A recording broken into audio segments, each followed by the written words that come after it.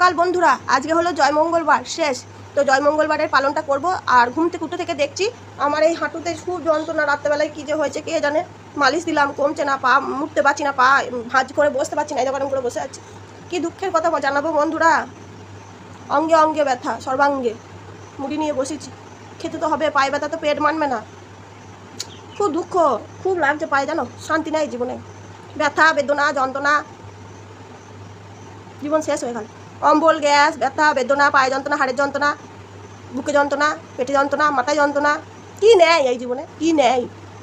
এইটুকুনি বয়সে ওপরওয়ালা ছাপ্পার ফাড় কেঁদে দিয়া সব রকমের রোগ আমার শরীরে আছে। আমার বলে নয়, অধিকাংশ মেয়ের মধ্যে অভাব কিচ্ছু নেই। ওপরওয়ালার দান একবারে ছাপ্পার ফাড় কেঁদে দিয়া, অন্য কিছু দিক আর না দিক, রোগটা ছাপ্পার ফাড় কেঁদে দিয়া। কিছু খেলেই অম্বল, বুককে যন্ত্রণা, তারপরে বুক জ্বালা, তারপরে একটু বেশি হাঁটাচলা করলে পায়ে ব্যথা, কোমরে ব্যথা, বুকে ব্যথা, হাতে ব্যথা, মাথায় ব্যথা। সেই এক একটা সেই ওষুধ বিক্রি করতে দেখেছো?